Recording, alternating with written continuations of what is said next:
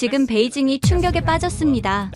카자흐스탄 철도 사업, 공항 사업, 이젠 도로 사업까지 한국에 밀렸다고? 현재 전 세계 건설업계가 한국의 알마티 순환도로 프로젝트에 주목하고 있는 와중에 중국이 파격적인 조건과 거액의 뇌물까지 동원했는데도 카자흐스탄은 한국을 선택했습니다. 정말 다행이야. 한국을 선택해서. 그래도 도무지 이해가 안 되는군. 왜 중국을 거절하는 거야? 트럼프도 몰랐습니다. 카자흐스탄과 한국의 깊은 역사적 유대를 말이죠. 심지어 절체절명의 위기에서도 한국은 기적적으로 상황을 역전시켰고 CNN, BBC 및 유럽 주요 언론들은 이례적인 상황이라며 긴급 분석을 이어나가고 있습니다. 도대체 무슨 일이 있었던 걸까요? 오늘의 사연 시작합니다. 안녕하세요. 저는 러시아 모스크바에서 도로 설계 전문가로 일하는 알렉세이 페트로프입니다. 카자흐스탄 사람이지만 러시아에서 태어났습니다. 제가 한국과 인연을 맺게 된 건 정말 운명 같은 일이었죠. 5년 전 중국 1대1로 프로젝트에서 겪은 끔찍한 일 이후로 저는 더 이상 해외 프로젝트를 맡지 않겠다고 다짐했거든요. 그때 잃은 동료들의 얼굴이 지금도 선명하게 떠오릅니다. 당시 저는 중국이 주도하는 우즈베키스탄 횡단 도로 프로젝트에 참여했었습니다. 중국 측은 신실크로드의 부활이라며 엄청난 홍보를 했죠. 하지만 현장은 정말 엉망이었습니다. 설계도는 현지 환경을 전혀 고려하지 않았고 시공은 속도전에만 급급했어요. 우즈베키스탄의 극한 기후를 무시한 채 중국식 표준 설계를 그대로 적용하더라고요. 페트로프 동지, 이 설계는 위험합니다. 영하 40도에서는 이 재료가 버티지 못해요. 제가 수없이 경고했지만 중국 책임자는 들은 척도 안 했어요. 시간이 없다. 계획대로 진행하라는 말만 반복했죠. 결국 악몽 같은 일이 벌어졌습니다. 겨울 폭설 때 교각 하나가 무너져 내렸고 제 동료 셋이 그 자리에서. 그날 이후로 저는 큰 프로젝트를 맡는 게 두려웠어요. 그런데 작년 봄 뜻밖의 연락을 받았습니다. 한국의 SK건설과 한국도로공사에서 저를 찾아온 거였어요. 알마티 순환도로 프로젝트에 참여해달라는 제안이었죠. 처음엔 당연히 거절했습니다. 죄송하지만 저는 더 이상 해외 프로젝트는 맡지 않습니다라고 단호하게 말했죠. 하지만 그들이 보내온 자료를 보고 생각이 바뀌기 시작했습니다. 첫 페이지부터 달랐거든요. 카자흐스탄 알마티 지역 기후 분석 과거 50년간 기상 데이터라는 제목이 눈에 들어왔어요. 중국은 한 번도 보여주지 않았던 자료였죠. 더 놀라운 건 그 다음이었습니다. 현지 토양 분석, 지진 위험도, 심지어 카자흐 전통 축제 일정까지 고려한 공사 계획이 담겨 있었거든요. 강태산이라는 현장 소장님이 직접 화상 통화로 설명해 주셨는데 그분의 첫마디가 인상적이었어요. 알렉세이 선생님, 우리는 단순히 도로를 만드는 게 아닙니다. 카자흐 사람들의 삶을 연결하는 혈관을 만드는 거예요. 러시아어를 유창하게 구사하시는 것도 놀라웠지만 더 놀라운 건 그분의 철학이었죠. 그런데 왜 하필 저를 찾으신 겁니까? 제가 물었더니 강 소장님이 미소를 지으시더군요. 선생님이 중국 프로젝트에서 안전 문제를 끝까지 제기하셨다는 얘기를 들었습니다. 우리는 그런 분이 필요해요. 실패를 아는 사람만이 진짜 성공을 만들 수 있으니까요. 그 말에 가슴이 뭉클해졌습니다. 5년 만에 처음으로 누군가가 제 실패를 인정하면서도 그것을 가치 있게 봐준 거였거든요. 게다가 한국팀이 준비한 자료 중에는 고구려와 실크로드의 역사적 연결에 대한 내용도 있었습니다. 탕글레칸이라고 아십니까? 사실 이건 단군왕검을 뜻하는 말이에요. 저희는 3000년 전 같은 뿌리에서 나와서 1500년 전 고구려가 중앙아시아와 교류했습니다. 우리는 그 오랜 인연의 길을 현대적으로 다시 잇는 겁니다. 정다혜 팀장님도 화상통화에 참여하셨는데 그분은 한국도로공사에서 운영관리를 담당하신다고 했죠. 알렉세이 선생님, 우리는 도로를 만들고 끝나는 게 아니라 16년간 직접 운영합니다. 그래서 처음부터 제대로 만들어야 해요라고 강조하시더라고요. 결국 저는 다시 한번 용기를 내기로 했습니다. 하지만 카자흐스탄으로 떠나는 비행기 안에서도 불안감은 계속됐죠. 과연 이번에는 다를까? 또다시 비극이 반복되는 건 아닐까? 그런데 곧 제가 얼마나 잘못 생각했는지 깨닫게 될 일들이 기다리고 있었습니다. 알마티 공항에 도착했을 때 제일 먼저 눈에 띈 건 한국팀이 들고 나온 환영 현수막이었습니다. 그런데 깜짝 놀랐어요. 한국어와 러시아어뿐만 아니라 카자흐어로도 적혀 있었거든요. 케르켈겐 켈딩즈, 카자흐어로 환영합니다라는 뜻이죠. 중국팀은 3년 동안 일하면서도 카자흐어 인사 하나 제대로 못했는데 말입니다. 강태산 소장님을 실제로 만나니 화상통화로 봤을 때보다 더 듬직해 보였습니다. 그런데 정말 놀라운 장면을 목격했죠. 공항 직원이 카자흐어로 뭔가 물어보자 강 소장님이 자연스럽게 카자흐어로 대답하시는 거였습니다. 비즈 쿠릴리스 알란이나 바라미즈. 우리는 건설 현장으로 가려고 한다는 뜻이었어요. 소장님, 카자흐어를 하시네요? 제가 놀라서 물었더니 웃으시면서 답하시더라고요. 완벽하진 않지만 기본적인 소통은 가능해요. 현지 분들과 일하려면 당연히 그분들의 언어를 배워야죠. 그게 존중의 시작이니까요. 공항에서 현장까지 가는 길은 약 1시간 반이었는데 그 시간 동안 정다혜 팀장님이 프로젝트에 대해 자세히 설명해 주셨습니다. 우리가 만들 순환도로는 66km예요. 알마티 시내의 교통 체증을 완전히 해결할 거예요. 지금은 도시를 가로질러 가는데 3시간이 걸리지만 순환도로가 완성되면 30분이면 충분하거든요. 더 인상적이었던 건 정 팀장님이 현지 경제에 미칠 영향까지 계산해 놓으셨다는 거였습니다. 물류 비용이 40% 줄어들 거예요. 그러면 알마티 시민들의 생활비도 자연스럽게 낮아지겠죠? 우리는 단순히 도로를 만드는 게 아니라 사람들의 삶을 바꾸는 거예요. 현장에 도착하니 이미 한국 기술자들과 카자흐 현지 인부들이 함께 일하고 있었죠. 그런데 분위기가 제가 경험했던 중국 현장과는 완전히 달랐습니다. 중국 현장에서는 중국인 관리자들이 현지 인부들을 무시하고 명령만 내렸거든요. 하지만 여기서는 한국 기술자들이 카자흐 인부들과 어깨를 나란히 하고 일하고 있었습니다. 특히 인상 깊었던 장면이 있었어요. 젊은 한국 기술자가 나이 든 카자흐 인부에게 뭔가를 배우고 있었거든요. 강 소장님이 설명해 주셨죠. 저 카자흐 아저씨는 이 지역에서 30년간 건설 일을 하신 분이에요. 알마티의 토양을 우리보다 훨씬 잘 아시죠? 우리 기술과 그분들의 경험이 만나면 최고의 시너지가 나와요. 현장 사무실로 들어가니 벽 한쪽에 큰 달력이 걸려 있었는데 거기에는 카자흐의 공휴일과 전통 축제일이 모두 표시되어 있었습니다. 나우루즈 축제 때는 공사를 쉬나요? 제가 물었더니 강 소장님이 고개를 끄덕이셨습니다. 당연하죠. 나우루즈는 카자흐 사람들에게 가장 중요한 명절이에요. 우리도 함께 축하하고 쉬어야죠. 점심시간이 되자 더 놀라운 광경을 봤습니다. 한국 팀이 준비한 식당에서 한국 음식뿐만 아니라 카자흐 전통 음식인 베쉬바르막과 쿠미스도 함께 나왔거든요. 한국 기술자들이 자연스럽게 베쉬바르막을 먹으면서 카자흐 동료들과 대화를 나누는 모습이 인상적이었죠. 이게 진짜 국제협력이구나 하는 생각이 들었습니다. 중국은 자기들 방식만 고집했는데 한국은 현지 문화를 받아들이면서도 자신들의 기술력을 접목시키고 있었거든요. 정 팀장님이 제게 말씀하시더라고요. 알렉세이 선생님, 우리 속담에 로마에 가면 로마법을 따르라는 말이 있어요. 하지만 우리는 한 발 더 나아가려고 해요. 카자흐에 와서 카자흐를 배우고 함께 새로운 길을 만드는 거죠. 오후에는 기술회의가 있었는데 여기서도 한국팀의 세심함에 놀랐습니다.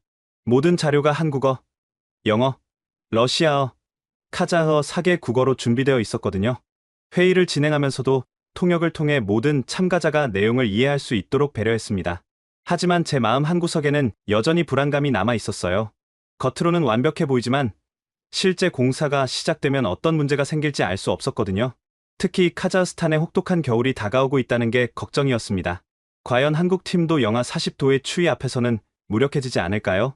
그런데 며칠 후 제 걱정과는 정반대의 일이 벌어지기 시작했습니다. 프로젝트가 본격적으로 시작된 지 한 달째 되던 날이었습니다. 아침 일찍 현장으로 가는데 입구에 낯선 차들이 여러 대 서 있더라고요. 가까이 가서 보니 중국어가 적힌 차량들이었죠. 불길한 예감이 들었습니다. 중국이 가만히 있을 리 없다고 생각했거든요. 현장 사무실에 들어가니 강 소장님 표정이 심각했습니다. 알렉세이 선생님, 오셨군요. 좀 복잡한 상황이 생겼습니다. 그러시면서 책상 위에 신문을 보여주셨는데 일면에 큰 제목이 실려 있었죠. 한국 컨소시엄, 알마티 프로젝트 안전성 의문 중국계 언론사가 낸 기사였습니다. 더 충격적인 건 기사 내용이었어요. 익명의 전문가에 따르면 한국팀의 설계에 중대한 결함이 있다는 거였죠. 그런데 그 익명의 전문가가 인용한 내용들이 낯익었습니다. 제가 5년 전 중국 프로젝트에서 지적했던 문제점들을 교묘하게 비틀어서 한국 프로젝트에 끼워 맞춘 거였어요. 이건 제가 예전에 작성했던 보고서 내용이에요. 제가 놀라서 말했더니 정 팀장님이 고개를 끄덕이셨습니다. 우리도 알고 있어요. 중국이 조직적으로 방해 공작을 시작한 것 같아요. 알렉세이 선생님의 과거를 이용해서 우리 프로젝트에 흠집을 내려는 거죠. 그때 밖에서 소란스러운 소리가 들렸습니다. 나가보니 중국 1대1로 중앙아시아 총괄이라는 리웨이가 카자흐 정부 관계자들과 함께 와 있었죠. 그는 제 얼굴을 보자 비웃는 듯한 표정을 지었습니다. 오, 페트로프 선생 아닌가요? 또 위험한 프로젝트에 참여하셨군요. 이번에도 사고가 나지 않기를 바랍니다. 그 순간 5년 전의 악몽이 되살아나는 것 같았습니다. 온몸이 떨리고 말이 나오지 않더라고요. 하지만 강 소장님이 당당하게 나서셨죠. 리웨이 선생, 우리 현장에 무슨 일이십니까? 유창한 중국어로 말씀하시는데 리웨이의 표정이 순간 굳어지더군요. 리웨이 옆에 있던 카자흐 교통부 관계자가 말했습니다.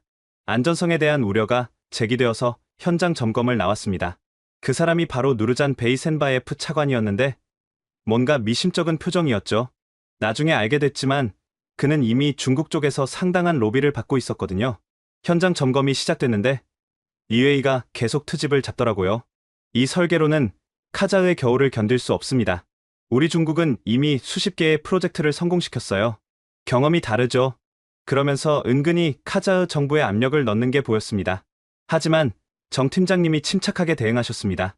그 수십 개 프로젝트 중에 몇 개나 지금도 멀쩡히 운영되고 있나요? 그 한마디에 리웨이의 얼굴이 붉어졌죠. 실제로 중국이 중앙아시아에서 진행한 프로젝트 중 상당수가 부실 시공으로 문제를 일으켰거든요. 리웨이는 화제를 돌렸습니다. 한국은 이런 극한 환경에서의 경험이 부족하지 않습니까? 그러자 강 소장님이 미소를 지으셨죠. 우리는 시베리아 횡단 철도 현대화 사업도 성공적으로 완수했습니다. 영하 50도에서도 문제 없었죠. 게다가 그러면서 준비한 자료를 보여주셨는데 한국의 동계 공사 기술에 대한 상세한 데이터였습니다. 점검이 끝난 후 리웨이는 쓴 표정으로 돌아갔지만 누르잔 차관은 여전히 의심스러운 눈빛이었죠. 두고 보겠습니다. 조금이라도 문제가 생기면 즉시 계약을 재검토할 겁니다. 그 말을 남기고 떠났습니다. 그날 저녁 강 소장님이 전체 회의를 소집했습니다. 여러분, 이제 진짜 싸움이 시작됐습니다. 중국은 우리가 성공하는 걸 절대 두고 보지 않을 거예요. 하지만 우리는 정정당당하게 실력으로 증명할 겁니다. 그러면서 놀라운 얘기를 하시더군요. 사실 우리도 이런 상황을 예상하고 있었습니다. 그래서 모든 공정을 투명하게 공개할 거예요. 매주 진행 상황을 카자흐 언론에 브리핑하고 시민들도 현장을 견학할 수 있게 할 겁니다. 숨길 게 없으니까요. 중국과는 정반대의 접근이었죠. 중국은 항상 비밀주의로 일관했는데 한국은 모든 것을 공개하겠다는 거였습니다. 정 팀장님도 덧붙이셨습니다. 우리는 카자흐 국민들의 신뢰를 얻는 게 가장 중요해요. 그들이 우리 편이 되면 어떤 방해 공작도 소용없어요. 다음 날부터 한국팀의 홍보 전략이 시작됐습니다. 카자흐 유력 일간지에 프로젝트 진행 상황을 상세히 소개하는 기사가 실렸고 소셜미디어에도 현장 사진과 동영상이 올라왔죠. 특히 한국 기술자들과 카자흐 인부들이 함께 일하는 모습이 큰 반향을 일으켰습니다. 하지만 중국의 방해는 계속됐습니다. 일주일 후 또 다른 기사가 나왔는데 이번엔 한국 컨소시엄 자금 조달 난항이라는 제목이었죠. 7천억 원 규모의 대출이 무산될 수 있다는 내용이었습니다. 금융권에서 일하는 제 친구가 전화를 걸어왔습니다. 알렉세이, 중국이 국제 금융기관들에 엄청난 압력을 넣고 있어. 한국 프로젝트에 자금을 대출하지 말라고. 그 소식을 듣고 정말 암담했습니다. 자금이 끊기면 프로젝트는 시작도 하기 전에 끝나는 거니까요. 그런데 며칠 후 정 팀장님이 씩 웃으면서 말씀하시더라고요. 걱정 마세요. 우리도 가만히 있지 않았어요. 무슨 비책이 있는 건지 궁금했는데 곧 그 답을 알게 됐습니다. 작년 11월 중순 카자흐스탄에 예년보다 일찍 겨울이 찾아왔습니다. 아침에 일어나 보니 밖은 온통 하얗게 변해 있었죠. 온도계를 보니 벌써 영하 25도였습니다. 현장으로 가는 길에 라디오에서는 기록적인 한파가 예상된다는 뉴스가 나오고 있었어요. 현장에 도착하니 상황이 심각했습니다. 굴착기 한 대가 시동이 걸리지 않고 콘크리트 타설 작업도 중단된 상태였죠. 카자흐 인부들도 걱정스러운 표정이었어요. 이렇게 일찍 추위가 오다니 올겨울은 정말 혹독할 것 같아요. 베테랑 인부 아스카르 아저씨가 혀를 차며 말했죠. 강 소장님이 긴급 회의를 소집했습니다. 예상보다 빨리 겨울이 왔지만 우리는 준비가 되어 있습니다. 그러시면서 놀라운 계획을 발표하셨습니다. 한국의 동계 시공 기술을 본격적으로 적용할 때가 왔어요. 특히 우리만의 특별한 기술을 선보일 겁니다. 그게 바로 온돌식 집안 보온 공법이었습니다. 처음 들었을 때는 농담인 줄 알았죠. 온돌이요? 그 한국 전통 바닥 난방을 공사장에 적용한다고요? 제가 놀라서 물었더니 정 팀장님이 진지하게 설명해 주셨습니다. 맞아요. 온돌의 원리를 응용한 거예요. 콘크리트 타설 구간 아래에 열선을 깔고 따뜻한 공기를 순환시켜서 영하의 날씨에도 적정 온도를 유지하는 거죠. 이미 한국에서는 여러 번 성공한 기술이에요. 준비 작업이 시작됐는데 한국 기술자들의 손놀림이 정말 능숙했습니다. 마치 이런 상황을 수없이 경험한 것처럼 침착하게 대응하더라고요. 특수보온 텐트를 설치하고 열선을 까는 작업이 일사천리로 진행됐죠. 더 인상적이었던 건 카자흐 인부들의 반응이었습니다. 처음엔 반신반의했는데 실제로 작업 구간의 온도가 올라가는 걸 보고는 감탄을 금치 못했어요. 이야, 정말 따뜻해요. 이렇게 하면 겨울에도 작업할 수 있겠네요. 아스카르 아저씨가 신기해하며 말했죠. 그런데 이틀 후 더 큰 시련이 닥쳤습니다. 기상청 예보보다 훨씬 강력한 눈보라가 몰아친 거였죠. 바람이 어찌나 센지 서 있기도 힘들 정도였고 체감온도는 영하 40도까지 떨어졌습니다. 이런 날씨에는 중국 프로젝트 때도 무조건 작업을 중단했었어요. 하지만 한국 팀은 달랐습니다. 강 소장님이 방한복을 입고 현장에 나타나셨죠. 이런 날일수록 더 철저히 준비해야 합니다. 모두 안전이 최우선이에요. 하지만 포기하지는 않습니다. 그러면서 직접 현장을 돌며 안전 상태를 점검하셨어요. 그때 놀라운 광경을 목격했습니다. 한국 기술자들이 카자흐 인부들과 함께 임시 대피소를 만들고 있었는데 그 안에 작은 난로들을 설치하고 있었죠. 그리고 뜨거운 차와 간식을 준비해서 교대로 쉴 수 있게 했습니다. 15분 작업, 10분 휴식, 이런 식으로 체계적으로 운영했어요. 이건 한국 겨울 산악훈련에서 배운 방법이에요. 젊은 한국 기술자 하진우 씨가 설명해줬습니다. 체온을 유지하면서도 작업을 계속할 수 있죠. 무리하지 않는 게 중요해요. 정말 놀라웠던 건 이런 극한 상황에서도 작업이 계속됐다는 거였죠. 물론 속도는 느렸지만 완전히 멈추지는 않았습니다. 온돌식 보온 공법 덕분에 콘크리트 타설도 가능했고 기초 공사는 차근차근 진행됐습니다. 사흘째 되는 날, 눈보라가 멎었을 때 기적 같은 일이 일어났습니다. 다른 건설 현장들은 모두 작업이 중단된 상태였는데 우리 현장만 계속 진행되고 있었던 거죠. 이 소식이 알려지자 카자흐 언론이 대서특필했습니다. 한국팀, 영하 40도에서도 작업 계속, 온돌 기술로 카자흐 겨울 정복. 누르잔 차관이 급히 현장을 방문했습니다. 중국 쪽에서 압력을 받고 온 게 분명했죠. 이런 극한 날씨에 작업을 강행하는 건 위험합니다. 안전사고라도 나면 어떻게 책임질 겁니까? 따지듯이 물었습니다. 하지만 강 소장님은 차분하게 안전관리 시스템을 보여주셨어요. 모든 작업자의 체온과 작업 시간이 실시간으로 모니터링되고 있었고 의료진도 현장에 대기하고 있었죠. 저희는 속도보다 안전을 우선시합니다. 하지만 안전하게 할 수 있는 일은 계속하는 거죠. 그때 아스카르 아저씨가 나서서 말했습니다. 차관님, 전 30년간 건설 현장에서 일했지만 이렇게 체계적으로 관리하는 팀은 처음 봅니다. 한국 사람들은 우리를 진짜 동료로 대해줘요. 다른 카자흐 인부들도 고개를 끄덕였죠. 누르잔 차관은 뭐라 반박하지 못하고 돌아갔습니다. 하지만 표정이 심상치 않았죠. 분명 다른 수를 쓸 것 같았어요. 그런데 일주일 후 정말 중요한 순간이 왔습니다. 중국의 리웨이가 직접 카자흐 언론과 인터뷰를 했는데 한국팀의 무리한 공사로 곧 큰 사고가 날 것이라고 공개적으로 경고한 거였죠. 심지어 자금 조달도 실패할 것이라고 단언했습니다. 바로 다음 날 저희에게 충격적인 소식이 전해졌습니다. 정 팀장님이 긴급 회의를 소집하시더니 유럽부흥개발은행에서 대출 심사를 보류한다는 통보가 왔습니다라고 말씀하셨죠. 7천억 원이 걸린 일이었습니다. 회의실 분위기가 순식간에 얼어붙었습니다. 자금이 없으면 프로젝트는 끝이니까요. 그런데 그때 정 팀장님이 의미심장한 미소를 지으셨어요. 하지만 포기하기엔 이릅니다. 우리에겐 아직 카드가 남아 있어요. 도대체 무슨 비장의 카드가 있다는 걸까요? 그 답은 며칠 후에 밝혀졌습니다. 정다혜 팀장님이 비장의 카드라고 했던 게 뭔지 사흘 후에 알게 됐습니다. 아침에 현장에 도착하니 낯선 외국인들이 와 있었거든요. 유럽부흥개발은행 실사팀이었죠. 그런데 놀랍게도 그들 중에는 세계은행과 아시아개발은행 관계자들도 있었습니다. 정 팀장님, 이분들이 다 오신 이유가 제가 물었더니 씩 웃으시면서 답하셨습니다. 중국이 유럽부흥개발은행에 압력을 넣을 걸 예상했어요. 그래서 우리는 다른 국제금융기관들과도 접촉했죠. 공정한 실사를 받기 위해서요. 더 놀라운 건 실사팀을 이끄는 사람이었습니다. 마리아 슈나이더라는 독일 출신 금융 전문가였는데 그녀는 과거 중국 1대1로 프로젝트의 부실을 공개적으로 비판했던 사람이었거든요. 중국이 가장 싫어하는 인물이 실사를 하러 온 거죠. 실사는 일주일간 진행됐는데 정말 꼼꼼했습니다. 재무 상태부터 시작해서 기술력, 안전관리, 현지 고용 효과까지 모든 걸 들여다봤죠. 특히 인상적이었던 건 마리아가 직접 카자흐 인부들을 인터뷰했다는 거였습니다. 솔직히 말씀해주세요. 한국 팀과 일하는 게 어떠세요? 마리아가 통역을 통해 물었습니다. 아스카르 아저씨가 대표로 답했죠. 30년 동안 여러 외국 회사와 일했지만 한국 사람들처럼 우리를 존중하는 팀은 없었어요. 같이 밥 먹고, 같이 일하고, 심지어 우리말도 배우려고 해요. 다른 인부들도 한마디씩 했습니다. 겨울에도 안전하게 일할 수 있게 해줘요. 기술도 가르쳐주고, 정당한 임금도 제때 줘요.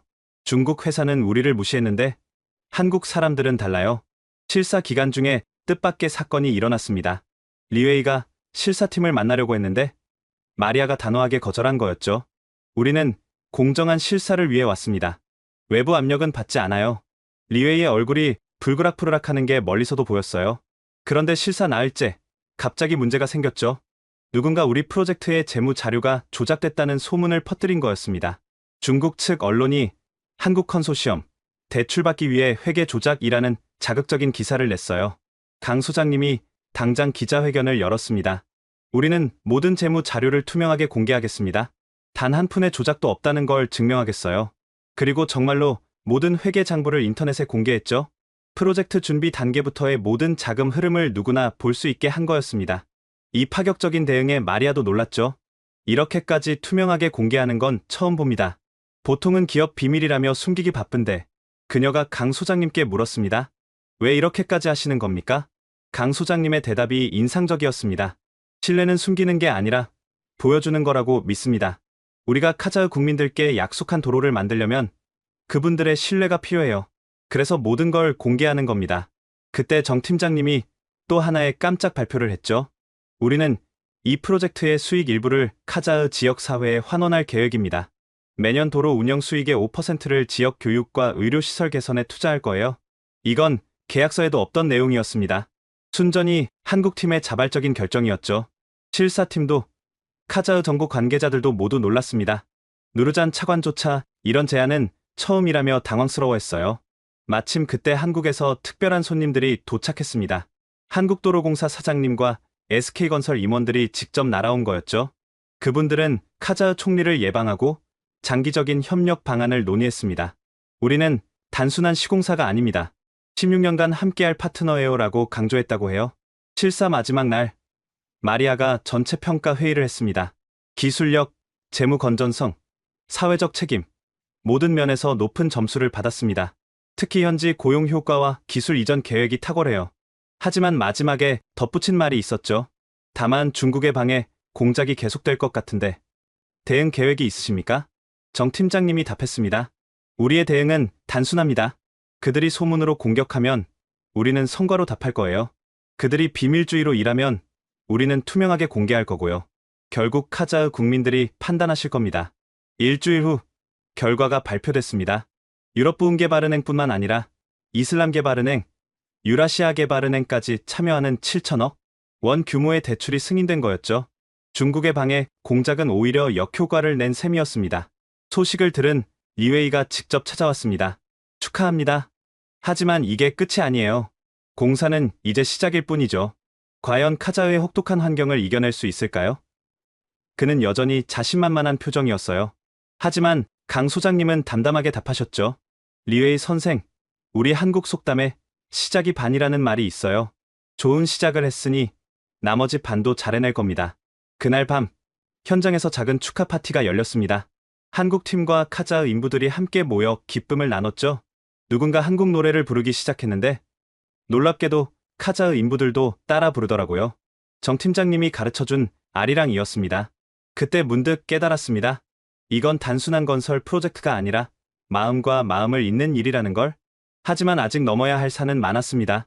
특히 누르잔 차관의 미묘한 태도가 계속 신경 쓰였죠. 그가 무슨 생각을 하고 있는지.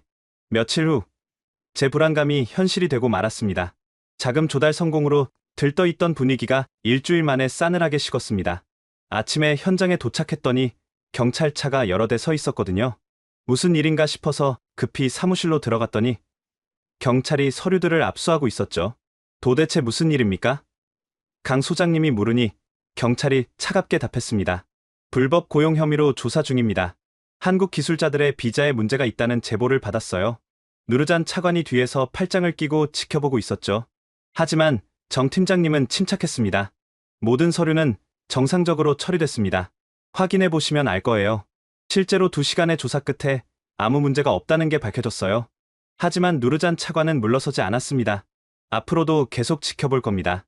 조금이라도 문제가 있으면 그날 저녁 강 소장님이 전 직원을 소집했습니다.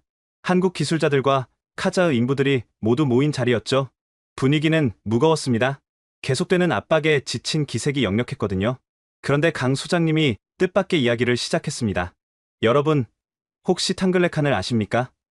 다들 어리둥절한 표정이었죠. 그러자 소장님이 준비한 자료를 보여주셨습니다. 고구려 벽화와 중앙아시아 지도가 화면에 떴어요. 탕글레칸은 단군왕검을 뜻하는 말입니다.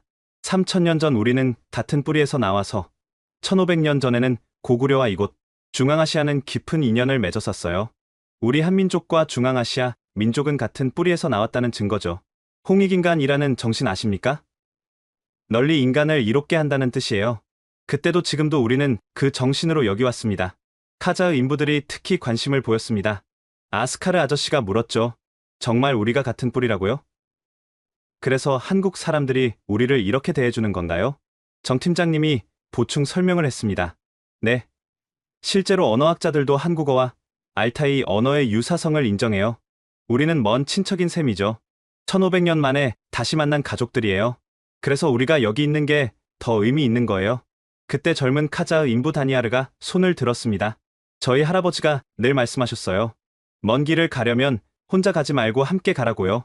이제 왜 한국 분들과 일하는 게 이렇게 편한지 알겠네요. 우리는 원래 한 가족이었던 거군요. 분위기가 조금씩 바뀌기 시작했습니다. 한국 기술자 하진우 씨가 일어났죠. 처음 이곳에 왔을 때는 모든 게 낯설었어요. 하지만 이제는 여기가 제2의 고향 같아요. 아니, 어쩌면 진짜 고향을 찾은 건지도 모르겠네요. 그러자 다른 사람들도 하나둘씩 마음을 열기 시작했습니다. 서로의 가족 이야기, 고향 이야기를 나누면서 웃음꽃이 피었죠. 누군가 카자흐 전통 악기 돈브라를 가져와 연주하기 시작했고 한국 사람들은 한국 민요로 화답했습니다. 강 소장님이 말씀하셨습니다. 우리는 단순한 동료가 아닙니다. 1500년의 인연으로 다시 만난 형제들이에요. 그 어떤 방에도 우리의 결속을 끊을 수 없습니다. 그때 놀라운 제안이 나왔죠. 아스카르 아저씨가 우리 카자흐 전통 의식으로 형제 결연을 맺는 게 어떻겠소? 라고 한 거였습니다. 샨위락이라는 의식인데 서로를 가족으로 받아들이는 전통이었어요. 다음 주말 특별한 행사가 열렸습니다. 한국 기술자들과 카자흐 인부들이 1대1로 형제 결연을 맺었죠. 전통 의상을 입고 빵과 소금을 나누며 서로의 가족이 되기로 약속했습니다. 심지어 강 소장님은 아스카르 아저씨와 형제가 됐어요. 이 소식이 알려지자 카자흐 언론이 큰 관심을 보였습니다. 한국인과 카자흐인 1500년 만에 재회, 탕글레칸의 후예들 다시 하나가 되다 같은 기사가 쏟아졌죠. 특히 일반 시민들의 반응이 뜨거웠습니다. 소셜미디어에는 진정한 국제협력, 홍익인간 정신의 실현 같은 댓글이 달렸어요. 물론 중국 측은 이를 비웃었죠. 리웨이가 냉소적으로 말했습니다. 감상적인 쇼에 불과합니다. 비즈니스는 냉정한 거예요. 하지만 그의 표정에는 불안함이 묻어났습니다. 여론이 완전히 한국 쪽으로 기울고 있었으니까요. 더 중요한 변화는 현장에서 일어났습니다. 형제 결연 이후 생산성이 눈에 띄게 올라갔거든요. 서로를 진짜 가족처럼 챙기면서도 일의 능률은 더 좋아졌죠. 특히 카자흐 인부들이 자발적으로 야근을 하겠다고 나섰습니다.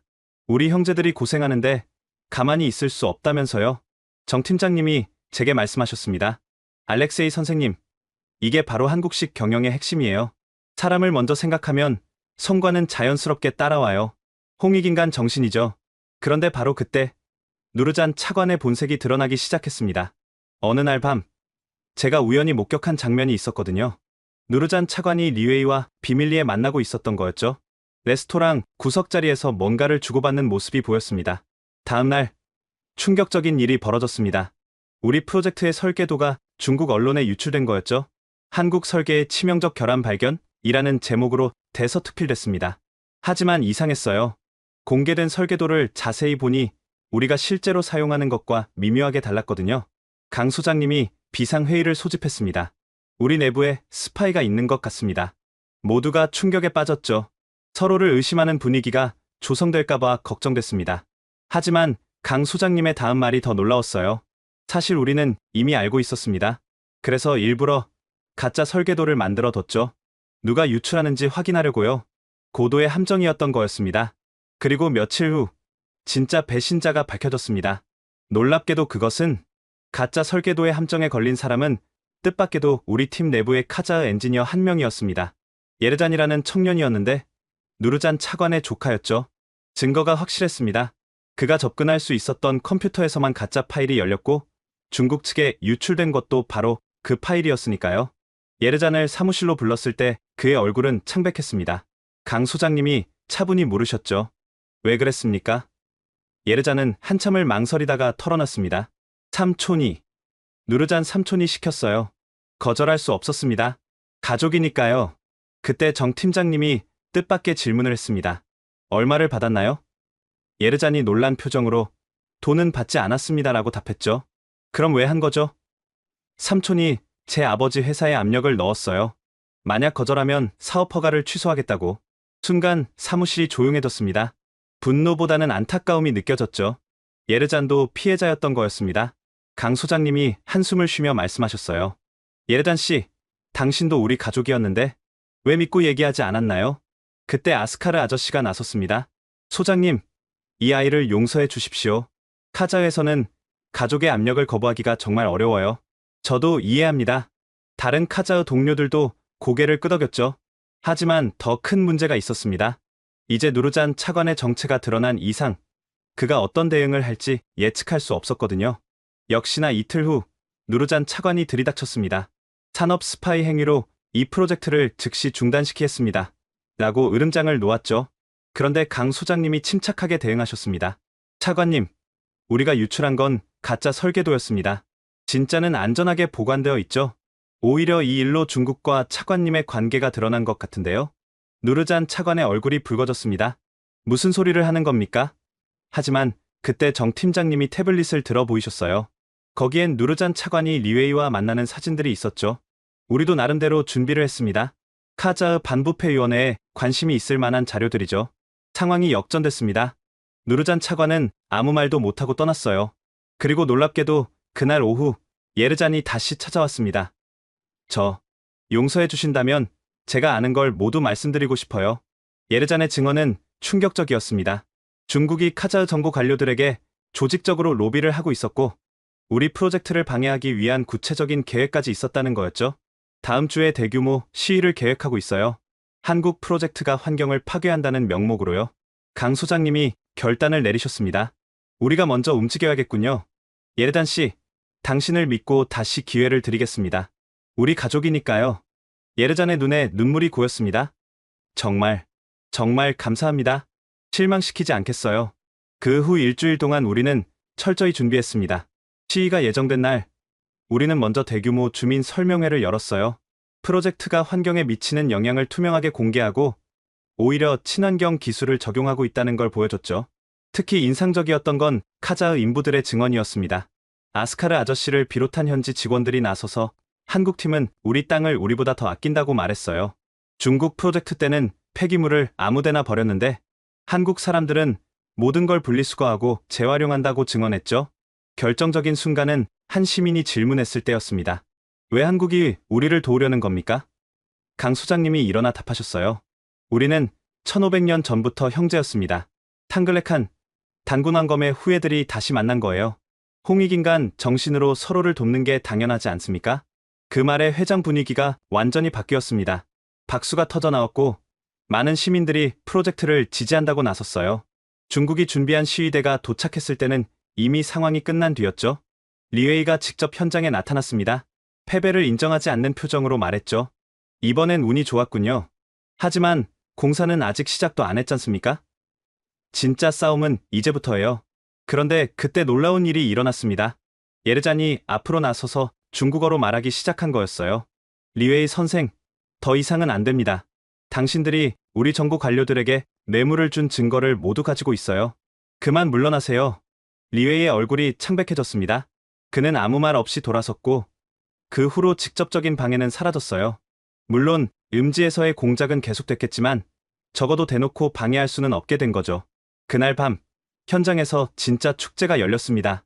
한국 팀과 카자흐 팀이 하나가 되어 춤추고 노래했어요. 예르잔도 그 자리에 있었는데 동료들이 그를 따뜻하게 받아줬죠. 실수는 누구나 해. 중요한 건 바로잡는 거야 라며 격려했습니다. 강 소장님이 모두를 모아놓고 말씀하셨어요. 오늘 우리는 큰 산을 넘었습니다. 하지만 이제 진짜 시작이에요. 이제부터 우리가 만들 도로는 단순한 콘크리트가 아닙니다. 1500년의 인연을 잇는 다리가 될 거예요. 정 팀장님도 덧붙이셨죠. 맞아요. 우리가 여기서 성공하면 이건 한국과 카자흐스탄만의 승리가 아니에요. 진정한 상생협력의 모델이 될 거예요. 중국의 일방적인 방식과는 다른 함께 가는 길을 보여주는 거죠. 다음 날부터 본격적인 공사가 시작됐습니다. 놀랍게도 카자흐 정부에서 전폭적인 지원을 약속했어요. 누르잔 차관은 조용히 사라졌고 새로운 담당자가 왔는데 그는 우리 프로젝트에 매우 협조적이었죠. 하지만 아직 끝이 아니었습니다. 겨울이 다시 다가오고 있었고 이번엔 작년보다 더 혹독할 거라는 예보가 있었어요. 게다가 중국은 여전히 국제사회에서 우리 프로젝트를 깎아내리려 했죠. 그런데 며칠 후 전혀 예상치 못한 곳에서 도움의 손길이 왔습니다. 12월 초 카자흐스탄 기상청이 경고를 발표했습니다. 올겨울은 지난 50년 중 가장 추운 겨울이 될 것이라는 내용이었죠. 영하 50도까지 떨어질 수 있다는 예보에 모두가 긴장했습니다. 심지어 현지 건설업계에서는 모든 공사를 중단해야 한다는 의견이 나왔어요. 그런데 뜻밖의 인물이 우리를 찾아왔습니다. 러시아 극지건설연구소의 안드레이 이바노프 박사였죠. 그는 시베리아 횡단 철도 현대화 사업 때 한국팀과 일했던 경험이 있다고 했어요. 당신들의 온돌 공법 이야기를 들었습니다. 제가 개발한 극저온 콘크리트 기술과 결합하면 어떨까요? 강 소장님의 눈이 반짝였습니다. 이바노프 박사님, 정말 가능한 일입니까? 박사가 가져온 자료를 보니 정말 놀라웠어요. 영하 60도에서도 타설 가능한 특수 콘크리트 배합 기술이었죠. 한국의 보온 기술과 러시아의 극한지 기술이 만나면 불가능은 없을 거예요. 정 팀장님이 즉시 실무 협의를 시작했습니다. 박사님, 대가는 어떻게 생각하십니까? 그런데 이바노프 박사의 대답이 의외였어요. 돈은 필요 없습니다. 대신 이 기술을 카자흐스탄에 전수해 주세요. 그리고 그가 잠시 머뭇거렸죠. 제 아들이 한국에서 공부하고 싶어 해요. 도와주실 수 있나요? 물론이죠. 강 소장님이 흔쾌히 약속하셨습니다. 우리 회사 장학금 프로그램이 있습니다. 훌륭한 엔지니어가 될 수 있도록 지원하겠습니다. 이바노프 박사의 얼굴에 미소가 번졌죠. 감사합니다. 이제 진짜 일을 시작해볼까요? 일주일 동안 한국, 러시아, 카자흐 기술진이 머리를 맞댔습니다. 온돌 공법과 극저온 콘크리트를 결합한 새로운 공법이 탄생했어요. 거기에 카자흐 전통 건축의 지혜까지 더해졌죠. 아스카르 아저씨가 제안한 유르트 천막 구조를 응용한 임시 보온 시설이 큰 도움이 됐거든요. 12월 중순, 예보대로 무시무시한 한파가 몰아쳤습니다. 온도계가 영하 48도를 가리키는 날도 있었어요. 다른 모든 건설 현장이 완전히 멈춰섰죠. 하지만 우리 현장은 달랐습니다. 새로운 공법 덕분에 작업이 계속됐거든요. CNN에서 취재를 나왔습니다. 믿을 수 없는 광경입니다. 영하 50도 가까운 날씨에 콘크리트를 타설하고 있습니다. 리포터가 놀라서 중계했죠. 이 뉴스는 전 세계로 퍼졌고 각국의 건설 전문가들이 관심을 보이기 시작했습니다. 그런데 가장 놀라운 건 현장 분위기였어요. 극한의 추위 속에서도 웃음이 끊이지 않았거든요. 한국 기술자와 카자흐 인부들이 서로를 챙기며 일했고 러시아 팀도 완벽하게 융화됐죠. 누군가 농담을 했습니다. 우리가 날씨보다 더 뜨거운 것 같아. 모두가 웃음을 터뜨렸어요. 어느 날 밤, 눈보라가 특히 심했습니다. 바람이 어찌나 센지 임시 건물이 흔들릴 정도였죠. 그런데 새벽 3시쯤 긴급 상황이 발생했어요. 메인 발전기가 고장났어요. 난방이 끊기면 모든 장비가 얼어붙을 상황이었죠. 하지만 놀라운 일이 일어났습니다. 카자흐 인부들이 자발적으로 나섰거든요. 우리가 해결하겠습니다. 그들은 전통 방식으로 큰 모닥불을 피우고 담요와 텐트로 임시 보온 시설을 만들었어요. 한국 기술자들은 그 사이 필사적으로 발전기를 수리했죠. 다니아르가 돈브라를 꺼내 연주하기 시작했습니다. 추위를 잊게 해드릴게요. 다른 사람들도 노래를 부르기 시작했어요. 한국 민요와 카자흐 전통 노래가 번갈아 울려 퍼졌죠. 그 광경을 보던 이바노프 박사가 말했습니다. 40년간 극지에서 일했지만 이런 팀워크는 처음입니다. 새벽 5시, 마침내 발전기가 다시 작동했습니다. 모두가 환호성을 질렀죠. 강 소장님이 모두를 모아놓고 말씀하셨어요. 오늘 밤 여러분이 보여준 것이 바로 우리의 힘입니다. 어떤 추위도 우리의 열정을 식힐 수 없어요. 이 사건은 현지 언론에 대서특필됐습니다. 영하 48도의 밤, 노래로 추위를 녹이다. 국경을 넘은 형제 같은 제목이 신문 일면을 장식했죠. 카자흐 대통령까지 직접 현장을 방문해서 격려했습니다. 그런데 더 놀라운 일이 기다리고 있었습니다. 크리스마스 이브에 뜻밖의 손님들이 찾아온 거였어요. 중국 베이징에서 온 기술자 팀이었는데 그들의 리더가 말했죠. 우리는 중국 정부와 상관없이 왔습니다. 당신들의 기술을 배우고 싶어요. 알고 보니 그들은 리웨이의 횡포에 반발한 중국 엔지니어들이었습니다. 우리도 진정한 협력이 무엇인지 배우고 싶습니다. 받아주신다면 무급으로라도 일하겠습니다. 강 소장님은 잠시 고민하다가 결정을 내리셨죠. 환영합니다. 기술에는 국경이 없으니까요. 정 팀장님이 조건을 제시했습니다.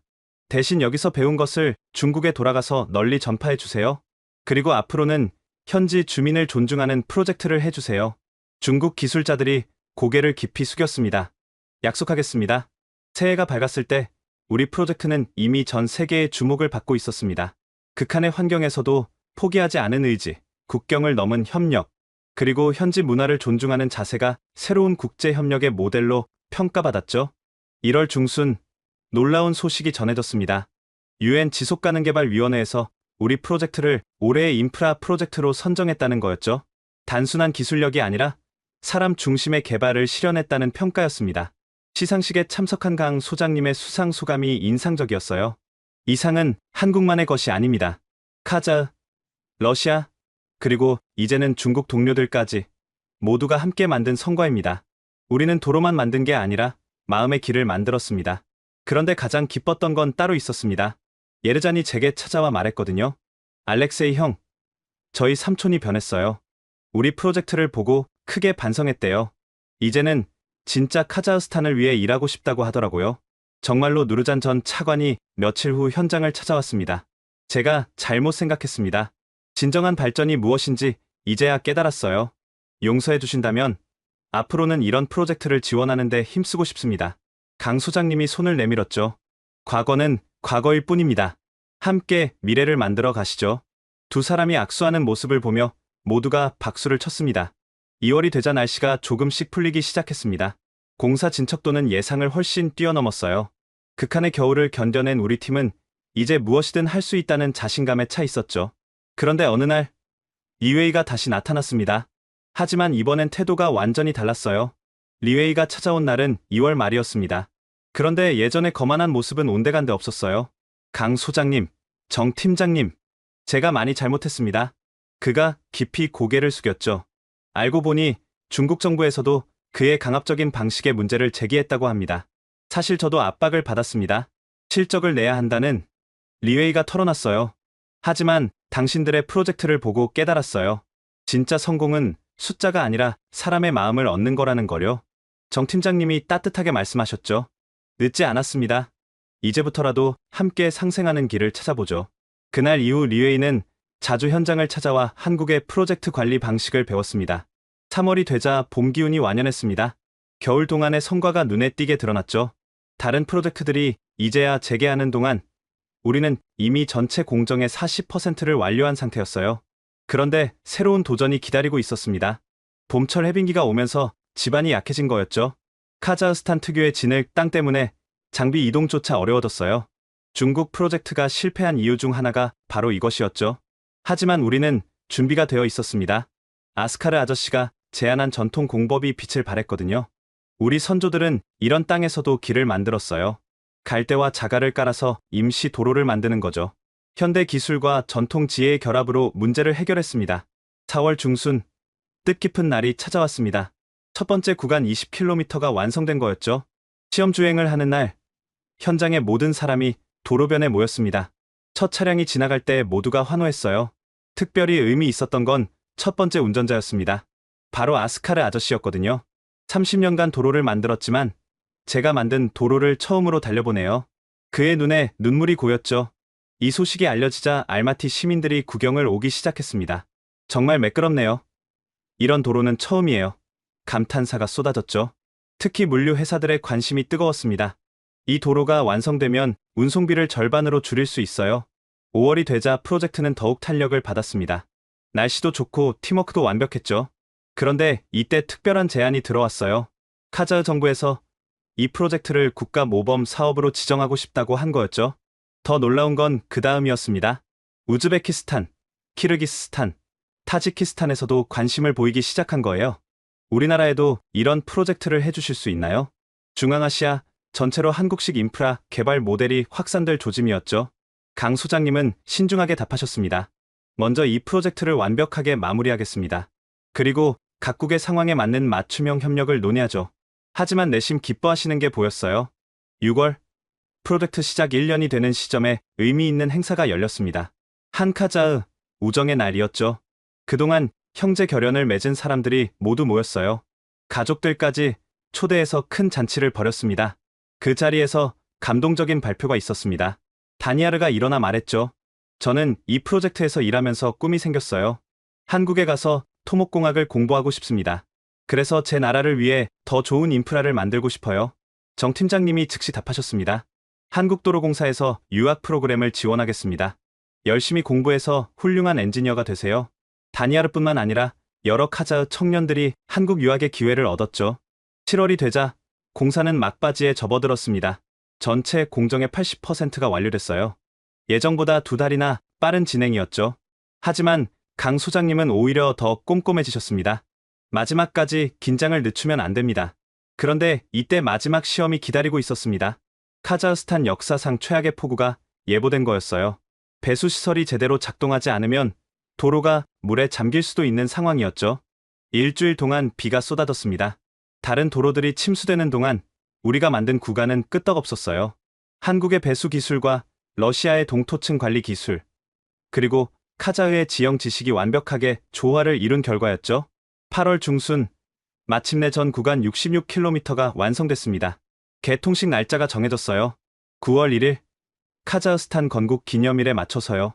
의미 있는 선물이 될 거라고 모두가 기대했죠. 개통을 앞두고 특별한 손님이 찾아왔습니다.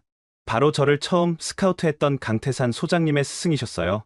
한국 토목계의 전설적인 인물인 박종수 박사님이었죠. 자네들이 해냈구먼. 기술만이 아니라 마음으로 길을 만들었어. 박 박사님은 현장을 둘러보시며 감격스러워하셨습니다. 내가 꿈꾸던 게 바로 이거였네. 우리 기술로 세계에 기여하는 것. 그것도 상생과 협력의 정신으로 말이야. 그리고 젊은 엔지니어들에게 특강을 해주셨죠. 기술은 결국 사람을 위한 거예요. 아무리 좋은 도로를 만들어도 그 지역 사람들이 행복하지 않으면 무슨 소용이 있겠어요? 자네들은 그걸 완벽하게 해냈어요. 개통식을 일주일 앞두고 언론의 관심이 폭발적으로 늘었습니다. 전 세계에서 취재진이 몰려왔죠. 특히 개발도상국들의 관심이 뜨거웠습니다. 한국식 개발 모델을 우리나라에도 적용할 수 있을까요? 그런데 가장 의미 있었던 건 현지 주민들의 반응이었습니다. 시범 운행을 지켜본 한 할머니가 말씀하셨어요. 이제 병원 가는데 30분이면 된다니 우리 손자가 아플 때 얼마나 좋을까요? 그 말에 모두가 뭉클해했죠. 드디어 개통식 전날이 됐습니다. 그런데 예상치 못한 일이 개통식 전날 밤 저는 잠을 이룰 수 없었습니다. 1년 반 동안의 여정이 주마등처럼 스쳐갔어요. 처음 한국팀의 제안을 받았을 때의 망설임, 중국의 방해, 공작, 극한의 추위와 싸웠던 날들, 그리고 형제가 된 사람들. 새벽에 현장으로 나가보니 강 소장님도 나와 계셨더라고요. 잠이 안 오시나 봐요. 제가 물었더니 씩 웃으시며 답하셨죠. 내일이면 이 사람들과 헤어진다고 생각하니 아쉬워서요. 그때 하나둘씩 사람들이 모여들기 시작했습니다. 한국팀, 카자흐팀, 러시아팀, 심지어 중국팀까지 모두가 같은 마음이었나 봅니다. 누군가 모닥불을 피웠고 자연스럽게 둘러앉았죠. 아스카르 아저씨가 먼저 입을 열었습니다. 1년 반 전엔 상상도 못했어요. 외국인들과 이렇게 가족이 될 줄은. 다니아르도 덧붙였죠. 전 이제 한국이 제2의 고향 같아요. 아니, 우리는 원래 한 가족이었잖아요. 정 팀장님이 조용히 말씀하셨습니다. 이 프로젝트의 진짜 성공은 도로가 아니에요. 바로 여러분들이에요. 국경과 언어를 넘어 하나가 된 우리가 진짜 성과죠. 그때 예르잔이 일어났습니다. 저 때문에 모두가 힘들었는데 그런데도 용서해 주시고 가족으로 받아주셔서 평생 잊지 않겠습니다. 그의 눈에 눈물이 고였죠. 리웨이도 진심을 털어놨습니다. 저는 이 프로젝트를 망치려고 했던 사람이에요. 하지만 여러분은 저까지도 품어주셨죠. 중국에 돌아가서 꼭 이런 정신을 전파하겠습니다. 새벽해가 떠오르기 시작했습니다. 황금빛 햇살이 우리가 만든 도로를 비췄죠.